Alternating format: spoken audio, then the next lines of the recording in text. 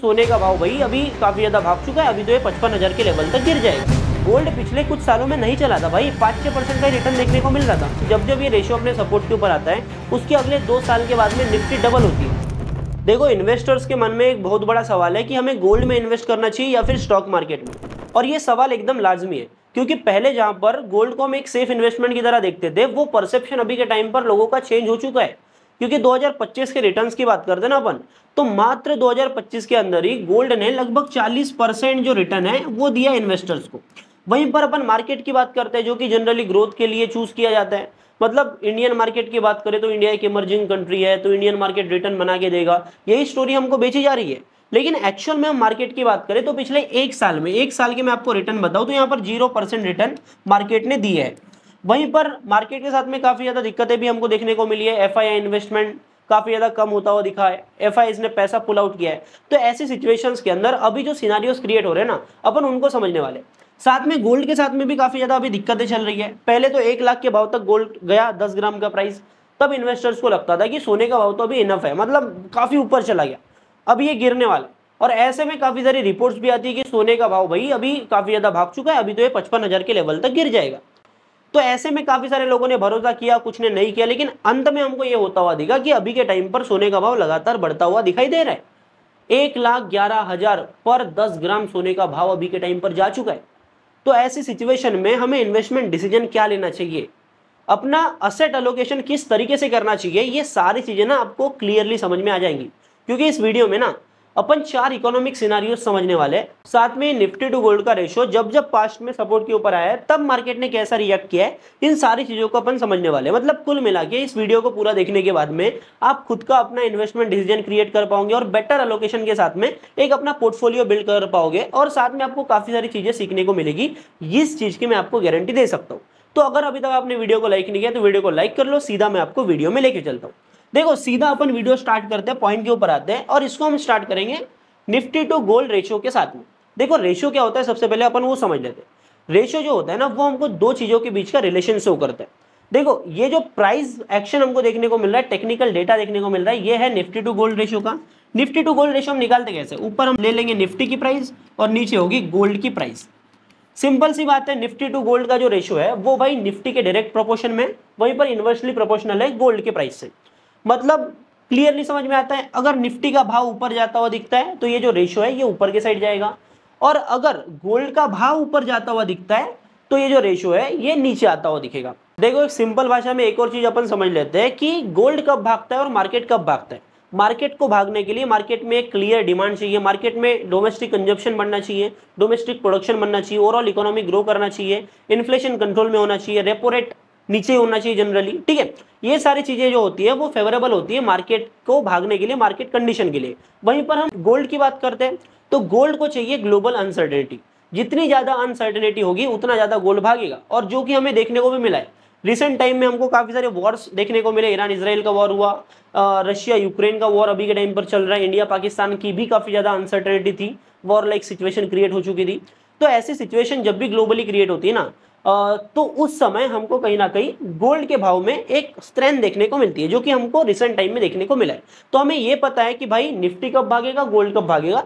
अभी हम दोनों के रिलेशंस को एस्टेब्लिश करते हैं। ठीक है, तो अभी के टाइम पर प्राइस एक्शन क्या बोलता है, ये चीज समझने से पहले हम कुछ मेजर इकोनॉमिकल सिनारियोस को ले लेते हैं, जो कि गोल्ड या फिर निफ्टी, मतलब सोना या फिर स्टॉक मार्केट के ऊपर इंपैक्ट करते हैं। पहली बात, और ये जो भी सिनारियोस मैं ले रहा हूं ना, ये मैं ले रहा हूं इंडियन मार्केट के पर्सपेक्टिव में। पहली चीज देखो, पहले हम लेते हैं इन्फ्लेशन। देखो, इन्फ्लेशन एक इकोनॉमी का पार्ट है। अभी अगर इन्फ्लेशन राइज करती है तो क्या होगा, इन्फ्लेशन अगर बढ़ती है तो मार्केट के ऊपर ना एक नेगेटिव इंपैक्ट देखने को मिलेगा। देखो, इन्फ्लेशन अगर बढ़ जाएगी तो ऑब्वियस सी बात है, इसको कवर अप करने के लिए रिजर्व बैंक को, जो भी कंट्री की कोई भी कंट्री मान के लेते हैं, उसके जो भी सेंट्रल बैंक है वो रेपो रेट जो बढ़ा देगी, अपना इंटरेस्ट रेट जो बढ़ा देगी, क्योंकि उनको इन्फ्लेशन को मैच करना है। ठीक है, तो ऐसे में अगर इंटरेस्ट रेट काफी ज्यादा बढ़ जाएगा तो बैंक्स की जो एफडीज होती है, बॉन्ड्स होते हैं, उनके प्राइसेस बढ़ने लगेंगे। और अगर बॉन्ड्स के प्राइसेस अगर इंप्रूव हो गए तो ऐसे में क्या होगा, मार्केट से लोगों का इंटरेस्ट कम हो जाएगा, और मार्केट से लोगों का इंटरेस्ट कम हो गया तो मार्केट में पैसा नहीं लगेगा, डिमांड काफी ज्यादा कम हो जाएगी, इन्फ्लेशन बढ़ जाएगी, महंगाई बढ़ जाएगी, तो आप जो चीजों को कंज्यूम करना कम कर दोगे। ऐसे में कंपनीज के रेवेन्यू और प्रॉफिट के ऊपर इंपैक्ट पड़ता है। तो जो मार्केट के ऊपर इंपैक्ट पड़ेगा ना, निफ्टी के ऊपर इंपैक्ट पड़ेगा वो पड़ेगा भाई नेगेटिव। वहीं पर हम बात करते हैं गोल्ड की, तो अब देखो गोल्ड ना एक इन्फ्लेशन का हेज होता है, मतलब अब एक प्रिंसिपल मान के चलो, जितनी ज्यादा इन्फ्लेशन बढ़ेगी उतना ज्यादा गोल्ड का भाव बढ़ेगा। मतलब इन्फ्लेशन को एडजस्ट करने का काम करता है गोल्ड, हेज करने का काम करता है गोल्ड। तो इन्फ्लेशन बढ़ेगी तो गोल्ड बढ़ेगा, तो ये हो जाता है गोल्ड के ऊपर पॉजिटिव इंपैक्ट पड़ता हुआ दिखेगा। तो अभी हम समझ लेते हैं, अगर इन्फ्लेशन काफी ज्यादा है तो क्या होगा, गोल्ड ऊपर जा रहा है, मतलब ये जो रेशो है निफ्टी टू गोल्ड का ये नीचे आने वाला है अगर एक्सट्रीम इन्फ्लेशन वाली सिचुएशन आती हुई दिखी तो। अब इन चारों इकोनॉमिक सिनेरियोस को ना अपन कंबाइन करेंगे, और ये भी साथ में हमको पकड़ के चलना है कि निफ्टी जो है वो फ्यूचर को डिस्काउंट करती है। तो इन सारी ही चीजों को कंक्लूड करके हम यहाँ पर प्रेडिक्ट करने वाले हैं कि आगे मार्केट में निफ्टी के भाव में, गोल्ड के भाव में क्या चीज देखने को मिल सकती है। दूसरा चीज देखते हैं अपन, स्ट्रांग रूपी। ठीक है, अब रुपया स्ट्रांग हो गया तो क्या होगा, रुपया अगर मजबूत हो गया तो हमारे इंपोर्ट जो है काफी ज्यादा सस्ते हो जाएंगे। और अगर डॉलर के टर्म में रुपया मजबूत होता है तो हमें पता है कि आगे क्या होने वाला है। देखो एफआईआई इन्वेस्टमेंट इंडिया की तरफ काफी ज्यादा आने वाली है, क्योंकि एफआईआई का जो इंडिया से बाहर जाने का रीजन होता है ना, वो होता है भाई रुपया का गिरना। क्योंकि डॉलर के टर्म में अगर रुपया काफी ज्यादा गिरता हुआ दिखता है तो एफआईआई इंडियन मार्केट को छोड़ के जाएंगे, क्योंकि उनका पैसा, क्योंकि वो डॉलर को रुपया में कन्वर्ट करके मार्केट में इन्वेस्ट कर रहे हैं ना। तो अगर रुपया गिरता गया तो जिस वाली करेंसी में उनका पैसा लगा हुआ है उनका ओवरऑल इन्वेस्टमेंट के ऊपर लॉस होता है। तो अगर रुपया मजबूत होता है तो इंडिया में एफआईआई इन्वेस्टमेंट काफी ज्यादा आने वाला है, साथ में ट्रेड में हमको काफी ज्यादा बेनिफिट देखने को मिलेंगे। तो ऐसे सिचुएशन में ये जो कंडीशन होती है ये होती है भाई निफ्टी के लिए, मार्केट के लिए पॉजिटिव। वहीं पर हम गोल्ड की बात करते हैं। अब ये गोल्ड के लिए निगेटिव कैसे होगा, अपन इंडिया में गोल्ड के भाव की बात करेंगे ना। देखो मान के चलते कि $1 का भाव है 85 रुपए का, ठीक है, और $1 में मान के चलते हैं 1 ग्राम सोना आ जाता है। तो आप मान के चलो हाइपोथेटिकल सिचुएशन रहते हैं कि 85 रुपए का 1 ग्राम सोना है, ठीक है। तो अभी $1 का रुपया मजबूत हुआ, मतलब $1 का भाव लगभग 80 रुपए हो गया, मतलब मात्र 80 रुपए में हमको $1 मिल जाएगा। पहले 85 रुपए में मिलता था, अभी मजबूती होने के बाद में 80 का $1 हो जाएगा। रुपया स्ट्रांग हुआ, रुपया स्ट्रांग हुआ तो $1 का तो 1 ग्राम सोना है ना, तो 80 रुपए हो जाएगा 1 ग्राम सोने का भाव, तो सोने का भाव गिर गया। तो इस तरीके से गोल्ड के भाव में इंडिया में नेगेटिव इंपैक्ट देखने को मिलेगा अगर रुपया मजबूत होता है तो। और रिसेंट टाइम में गोल्ड तो ग्रो हुआ है, गोल्ड का भाव तो बढ़ा है, पर साथ में रुपया के टूटने की वजह से रुपीस के टर्म में गोल्ड का भाव और तेजी से हमको बढ़ता हुआ दिखा है। ये एक रीजन है इसके पीछे, ठीक है। तो आई होप आप समझ रहे होंगे चीजों को। मैं काफी ज्यादा स्लो वीडियो को ले रहा हूँ ताकि आपको सारे सिनारियोज ना समझ में आ जाए। दो चीज हो गई, अपन तीसरा सिनारियो लेते हैं जो कि काफी ज्यादा इंपॉर्टेंट होता है किसी भी कंट्री के इकोनॉमिक्स के लिए। तो ये होता है भाई ग्लोबल अनसर्टेनिटी, ठीक है। तो ग्लोबल अनसर्टेनिटी के टाइम पर क्या होगा, मार्केट जो होंगे ग्लोबल जितने भी मार्केट्स हैं वहां से पैसा पुल आउट होता है, क्योंकि जब भी ग्लोबल अनसर्टेनिटी बढ़ती है तब इक्विटी मार्केट से, जो कि रिस्की एसेट्स होता है, वहां से इन्वेस्टर्स अपना पैसा निकालते हैं और वो इन्वेस्ट होता है सेफ हेवन एसेट्स में। तो एकदम सिंपल सी बात है, हम रिसेंट टाइम में देख भी रहे, ऐसे में मार्केट से पैसा निकलेगा तो निगेटिव इंपैक्ट देखने को मिलेगा हमको निफ्टी के ऊपर। वहीं पर पॉजिटिव इंपैक्ट हमको देखने को मिलेगा गोल्ड के ऊपर, क्योंकि गोल्ड में काफी ज्यादा इन्वेस्टमेंट इन्वेस्टर्स का बढ़ने वाला है। चौथा हमारा पॉइंट लेते हैं, ओवरऑल अगर इकोनॉमिकल ग्रोथ देखने को मिलती है तो क्या होगा। देखो इंडिया में अगर इकोनॉमिकल ग्रोथ देखने को मिलेगी तो ऑब्वियस सी बात है डोमेस्टिक कंजप्शन बढ़ेगा, डोमेस्टिक डिमांड बढ़ने की वजह से डोमेस्टिक प्रोडक्शन बढ़ेगा, साथ में हम एक्सपोर्ट भी काफी अच्छे से करेंगे, कंपनीज के रेवेन्यू प्रॉफिट बढ़ेंगे, इन्वेस्टर्स के पास में पैसा भी काफी ज्यादा आने वाला है, लोगों के पास में डिस्पोजेबल इनकम बढ़ेगी, जिससे मार्केट में ओवरऑल पैसा लगने वाला है, ठीक है। तो ऐसे में तो पॉजिटिव इंपैक्ट पड़ेगा, ये तो सिंपल सी बात है। और अगर हम गोल्ड की बात करते हैं तो गोल्ड के ऊपर न्यूट्रल इंपैक्ट होगा, ठीक है, यहां पर ना पॉजिटिव ना निगेटिव, क्योंकि जितनी भी इन्फ्लेशन होगी, देखो इकोनॉमिक ग्रोथ के अंदर ना एक फेवरेबल इन्फ्लेशन देखने को मिलती है 4 से 5% की, अगर इमर्जिंग इकोनॉमी कोई है तो ऐसे में 4-5% से तो गोल्ड का भाव हमको बढ़ता हुआ दिखेगा। ये तो ऑब्वियस ही बात है, क्योंकि गोल्ड एक इन्फ्लेशन का हेज है। पर यहाँ पर कोई नेगेटिव इंपैक्ट हमको देखने को नहीं मिलेगा, क्योंकि गोल्ड में भी इन्वेस्टमेंट उतना ही होगा, पर कंपैरेटिवली निफ्टी के ऊपर इन्वेस्टमेंट काफी ज्यादा होगा। अब इकोनॉमिक ग्रोथ की कंडीशन में क्या होता है, ये जो निफ्टी टू गोल्ड का रेशियो हमको देखने को मिलेगा ना, ये ऊपर के साइड जाएगा, क्योंकि यहाँ पर इकोनॉमिक ग्रोथ के टाइम में निफ्टी पॉजिटिव हो रहा है और गोल्ड का भाव जो है वो न्यूट्रल रह रहा है, ठीक है।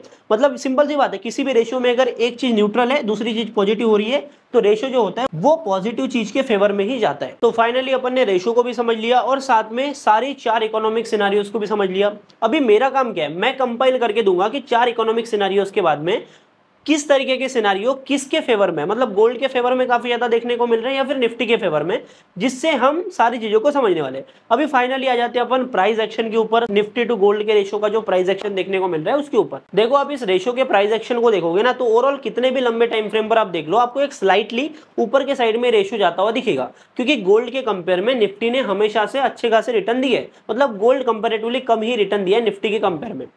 पर यहाँ पर हमको एक और चीज समझना पड़ेगा कि ये उड़ के ना काफी ऊपर नहीं जा सकता, क्योंकि अल्टीमेटली निफ्टी ऊपर जा रहा है तो साथ में गोल्ड भी जा रहा है, तो एक दूसरे के जो वैल्यू को ये कैंसिल कर रहे हैं, जिससे कि रेशियो काफी ज्यादा ऊपर जा नहीं पाता, एक रेंज के अंदर बाउंड ही होता है, मतलब ऊपर नीचे होता जाता है। अभी कंडीशन क्या है वो समझ लेते हैं। देखो अभी के टाइम पर ये एक साइकिल में फॉर्म हो रहा है और अभी के टाइम पर ये अपने सपोर्ट के ऊपर आ चुका है। अब पास्ट में जब जब ये सपोर्ट के ऊपर आया अपन उसका डेटा समझ लेते हैं। मैं ज्यादा पीछे जाऊंगा नहीं, क्योंकि ज्यादा हिस्ट्री में जाके कोई मतलब नहीं है, वही हमको रेशो देखने को मिलेगा, एक सपोर्ट के ऊपर रेशो आता है और उसके बाद में ऊपर जाता है। देखो 2020 के अंदर जब ये रेशो अपने सपोर्ट के ऊपर आया था ना, उसके बाद में अगले 19 महीनों के अंदर, मात्र 19 महीनों में निफ्टी ने लगभग 147% के रिटर्न दिए थे। मतलब निफ्टी अगले 19 महीनों के अंदर डबल से भी ज्यादा परफॉर्म करी थी। अब थोड़ा पीछे और आते हैं, जब 2009 में फरवरी 2009 में ये चीज हमको होती हुई दिखी थी, आप यहाँ पर क्लियरली देख सकते हो, ये अपने सपोर्ट के ऊपर आया हुआ है। इसके बाद में लगभग 21 महीनों के अंदर निफ्टी ने काफी तगड़ा परफॉर्म किया था और यहाँ पर हमको 136% के रिटर्न देखने को मिले। मतलब आप क्लियरली समझ सकते हो कि जब जब ये रेशियो अपने सपोर्ट के ऊपर आता है, उसके अगले 2 साल के बाद में निफ्टी डबल होती है। अब आप एक चीज मान के चलो, अगर हाइपोथेटिकल सिचुएशन लेते हैं, अभी के टाइम पर ये सपोर्ट के ऊपर आ चुका है और कहीं ना कहीं ये आने वाले टाइम में बाउंस बैक होगा, मतलब निफ्टी ने पिछले 1 साल में रिटर्न भी नहीं दिया है, तो कहीं ना कहीं निफ्टी में ग्रोथ आने के चांसेस काफी ज्यादा बढ़ जाते हैं। ये रेशो के हिसाब से हम समझते हैं। बाकी मैं सारी चीजें इंस्टाग्राम पे समझाता रहता हूँ, मतलब काफी सारी FIIs आने वाले हैं, हमारी इकोनॉमी किस तरीके से ग्रो कर रही है, इन सारी चीज़ों को हम ऑलरेडी समझ चुके हैं। और मेरा ओपिनियन ये है कि मार्केट डेफिनेटली आने वाले टाइम में बढ़ने वाला है, क्योंकि अभी के टाइम पर पिछले 1 साल से मार्केट नहीं चला है। पर साथ में हमें ये भी समझना पड़ेगा, जो 4 इकोनॉमिक सिनेरियोज हमने देखा था ना, उसके ऊपर से हमको क्लियरली समझ में आ रहा है कि निफ्टी तो ऊपर भागेगा, पर ऐसा बिल्कुल नहीं है कि गोल्ड और भी ज्यादा नीचे आ जाए, क्योंकि निफ्टी की फेवरेबल कंडीशन हमको देखने को मिल रही है, क्योंकि इंडिया एक इमर्जिंग इकोनॉमी है। आने वाले टाइम में इंडिया में मैन्युफैक्चरिंग काफी ज्यादा ग्रो करने वाली है, इंडिया की disposable income, purchasing power parity, per capita income काफी ज्यादा बढ़ती हुई दिखाई दे रही है, तो डेफिनेटली ये इंडियन इकोनॉमी को काफी ज्यादा फायदा देने वाला है। पर वहीं पर गोल्ड की बात करते हैं तो ग्लोबल अनसर्टेनिटी अभी के टाइम पर खत्म नहीं हुई है और गोल्ड एक सेफ हेवन एसेट है, तो इसको हम एक हेज की तरह अपने पोर्टफोलियो को स्टेबल रखने के लिए यूज कर सकते हैं। अभी मैं आपको एक रेशियो बताता हूँ जहां पर हम इन्वेस्टमेंट कर सकते हैं। बाकी अभी के टाइम पर आप क्लियरली देख सकते हो कि मार्केट के लिए सारी चीजें फेवरेबल देखने को मिल रही है और मार्केट में हमें बिल्कुल इन्वेस्ट करना चाहिए। गोल्ड के कंपेयर में निफ्टी डेफिनेटली ज्यादा रिटर्न देने वाली है, पर गोल्ड गिरेगा नहीं। गोल्ड यहां से लगभग 5 से 6% का स्टेबल रिटर्न हमको दिखा सकता है। अभी हम समझते हैं कि अपन अपना इन्वेस्टमेंट प्लान बनाएंगे कैसे। पहली बात, अगर हमें गोल्ड में और मार्केट में इन्वेस्ट करना है तो मैं अपना पर्सनल एक स्ट्रेटेजी बताता हूँ। देखो मेरी एज अभी के टाइम पर 21 साल है, तो क्योंकि मेरे पास में काफी ज्यादा टाइम है, काफी ज्यादा मेरे पास टाइम है कि मेरा पैसा आने वाले टाइम में ग्रो कर सके मार्केट में लग के, तो मैं क्या करता हूँ, मैं 10% जो अपना कैपिटल है वो रहता है मेरा गोल्ड में, और बाकी जो 90% कैपिटल है वो भाई मैं मार्केट में इन्वेस्ट करता हूँ। अभी मैं जो पर्सनल स्ट्रेटेजी अपनी यूज कर रहा हूँ, जब मैं 30 साल का हो जाऊंगा तब मैं गोल्ड का जो इन्वेस्टमेंट है इसको बढ़ा दूंगा, इसको कर दूंगा 20%। और ये पैसा कहां से निकलेगा, मार्केट से, ठीक है, या फिर जो भी नया पैसा मेरा आएगा वो मैं डिप्लॉय करते रहूंगा मार्केट और गोल्ड में, ताकि मैं इस रेशियो को मेंटेन कर पाऊँ 10% 90% का। जब मैं 30 साल का होऊंगा तो ये 10% का जो गोल्ड का एलोकेशन है वो 20% हो जाएगा।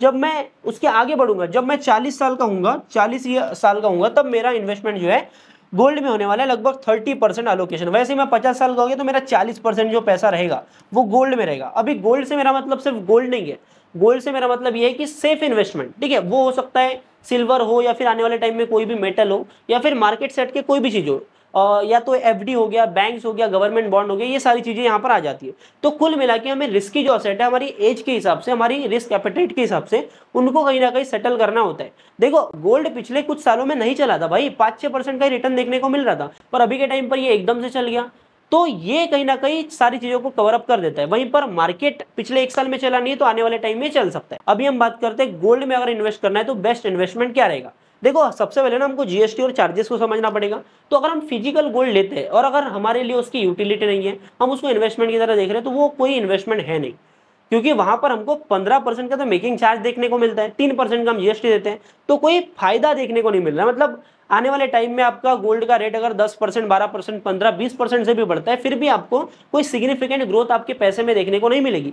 वहीं पर एक और अल्टरनेटिव आपको देखने को मिलता है गोल्ड कॉइन का। इसको मैं इन्वेस्टमेंट मानता हूं, क्योंकि यहाँ पर आपको जीएसटी ही पे करना पड़ता है, कोई मेकिंग चार्जेस नहीं होता। तो ये एक बेटर इन्वेस्टमेंट फिजिकल गोल्ड के फॉर्म में आपको देखने को मिलता है। कॉइन हो गया, बिस्किट हो गया, ये सारी चीजें आप इन्वेस्ट कर सकते हो। वहीं पर एक डिजिटल गोल्ड का जो चीज है ना, वो भाई नॉनसेंस चीज लगता है मेरे को, क्योंकि वहां पर बाय और सेल का स्प्रेड काफी ज्यादा आ जाता है, और ये सेबी की तरफ से रेगुलेटेड भी नहीं है। तो ये चीज आप ना ही करो तो बेटर है, क्योंकि वहां पर पहले तो बात तो जीएसटी लगती है, फिर प्लेटफॉर्म चार्जेस लगेंगे, फिर टैक्सेस वगैरह, काफी सारी प्रॉब्लम आ जाती है। और सबसे बेस्ट जो ऑप्शन है वो है भाई गोल्ड ईटीएफ। आप अपना कोई भी ब्रोकर लो, वहां पर एक सर्च करो, गोल्ड ईटीएफ सर्च कर लो, आपको अलग अलग कंपनीज के, टाटा का एक गोल्ड ईटीएफ है, निप्पॉन इंडिया का एक गोल्ड ईटीएफ है, मतलब अच्छे अच्छे आपको गोल्ड ईटीएफ देखने को मिल जाएंगे। तो आप वहां से कोई भी इन्वेस्टमेंट चूज कर सकते हो। बाकी आई होप आपको वीडियो अच्छा लगा होगा। वीडियो अगर अच्छा लगा तो वीडियो को एक लाइक जरूर करना, चैनल पे नए हो तो सब्सक्राइब कर लो, और बेल आइकन को ऑल पे सेट कर देना, ताकि ऐसे ही आपको इन्वेस्टमेंट रिलेटेड इन्फॉर्मेशन आपको टाइम टू टाइम मिलती रहे। बाकी मैं मिलता हूं आपसे अगले नए वीडियो में, तब तक के लिए बाय बाय, टाटा, जय हिंद, जय भारत।